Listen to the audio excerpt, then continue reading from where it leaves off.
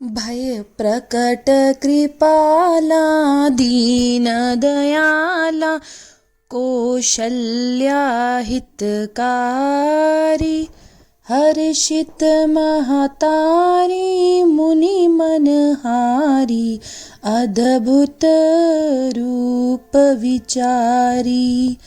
हरे कृष्ण। चैत्र मास के शुक्ल पक्ष की नवमी के दिन पुनर्वास नक्षत्र तथा कर्क लगन में रानी कौशल्या की कोख से मर्यादा पुरुषोत्तम भगवान श्री रामचंद्र जी का जन्म दशरथ के घर में हुआ था। इस पर्व को हम सभी राम नवमी के रूप में मनाते हैं। साथ ही इस दिन मां सिद्धिदात्री की उपासना भी की जाती है। प्राचीन कथा के अनुसार एक समय भगवान शिव से माता पार्वती ने प्रश्न किया, ये श्री राम कौन है और क्यों भगवान एक मनुष्य का रूप लेकर पृथ्वी पर प्रकट हुए। भगवान शिव ने माता उमा के प्रश्नों का उत्तर देते हुए कहा, जब धरती पर पाप और अत्याचार बढ़ गया तब धरती माता ने भगवान विष्णु से प्रार्थना करी और भगवान विष्णु ने रघुकुल में जन्म लेने का वचन दिया। भोलेनाथ आगे कहने लगे, प्रभु श्री राम के अवतार लेने के 5 विशेष कारण रहे।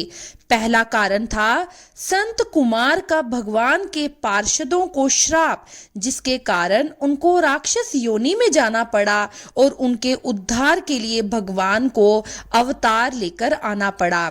दूसरा कारण था जलंधर का उद्धार करने के लिए भगवान ने शल से उसकी पत्नी वृंदा का सत्व भंग कर दिया था, जिसके कारण वृंदा ने भी भगवान को श्राप दिया कि उसको मनुष्य बनना पड़ेगा।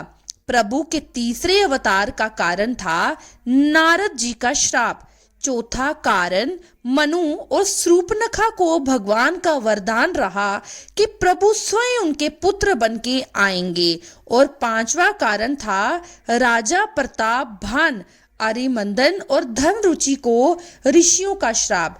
ये तीनों ही रावण, कुंभकर्ण और विभीषण बने। भगवान के अवतार के कई कारण हैं, लेकिन विशेष रूप से तो भगवान अपने भक्तों के लिए ही अवतार लेते हैं। भोलेनाथ आगे कहने लगे, देवी श्री रामचंद्र जी के जन्म की मैं तुम्हें कथा सुनाता हूँ, ध्यान पूर्वक सुनो। एक समय अयोध्या के राजा दशरथ ने पुत्र की कामना के लिए अपनी तीनों पत्नी कौशल्या, कैकेयी और सुमित्रा के साथ पुत्र कामेष्ठी यज्ञ करने का विचार किया। कुलगुरु ब्रह्म वशिष्ठ की आज्ञा लेकर दशरथ जी ने श्रृंगी ऋषि को यज्ञ की अध्यक्षता करने के लिए आमंत्रित किया। यज्ञ समाप्त होने पर हवन कुंड की अग्नि से अग्निदेव प्रकट हुए। उनके हाथ में खीर का पात्र था। उस पात्र को राजा दशरथ को देते हुए अग्निदेव बोले, राजन ये आपके यज्ञ का प्रसाद है, इसे तीनों रानियों को बराबर हिस्सों में बांट दे। जिस कामना से आपने यह यज्ञ किया है वह कामना आपकी शीघ्र पूर्ण होगी। ऐसा कहकर अग्निदेव अंतर्ध्यान हो गए। राजा दशरथ ने आशीर्वाद स्वरूपी उस खीर के कटोरे को अपनी तीनों रानियों को खाने के लिए दे दिया। प्रसाद ग्रहण करने के परिणाम स्वरूप तीनों रानियों ने गर्भ धारण कर लिया। ठीक 9 महीने बाद राजा दशरथ की सबसे बड़ी रानी कौशल्या ने श्री राम जी को जन्म दिया, जो भगवान विष्णु के 7वें अवतार थे। कैकेयी ने श्री भरत को और सुमित्रा ने जुड़वे बच्चों श्री लक्ष्मण जी और श्री शत्रुघ्न जी को जन्म दिया। भगवान श्री राम का जन्म धरती पर दुष्ट प्राणियों का संहार करने के लिए हुआ था। महाराज के चारों पुत्रों के जन्म से संपूर्ण राज्य में आनंद फैल गया।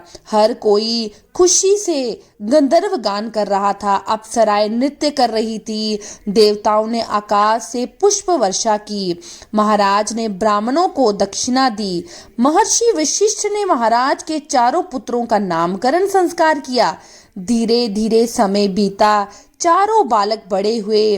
वह सभी बालक इन चारों में से राम जी अपने तेजस्वी गुणों के कारण प्रजा को अति प्रिय लगने लगे। जब भी महाराज अपने पुत्रों को साथ में देखते, उनका मन आनंद से भर उठता। आगे चलकर भगवान श्री राम जी के जीवन पर 2 प्रमुख ग्रंथ लिखे गए। पहला रामचरितमानस और दूसरा रामायण। जगत पालन करता श्री विष्णु ने अपने 7वें अवतार मर्यादा पुरुषोत्तम श्री राम के रूप में अनेकों अविश्वसनीय और अद्भुत लीलाएं रची और अंत में प्रभु ने त्रिलोक विजेता अहंकारी रावण का संहार कर बुराई पर अच्छाई की महाविजय प्राप्त की। युगों युगों के बाद आज भी श्री रामचंद्र जी के आदर्श व्यक्तित्व, धैर्य, निष्ठा, त्याग, पराक्रम को श्रद्धा और सम्मान देते हुए रामनवमी के दिन उनका जन्मोत्सव जो है मनाया जाता है। जय श्री राम। अगर आपको वीडियो पसंद आती है तो चैनल को लाइक, शेयर और सब्सक्राइब करना जरूर करें और साथ में कमेंट सेक्शन में जय श्री राम जरूर लिखें।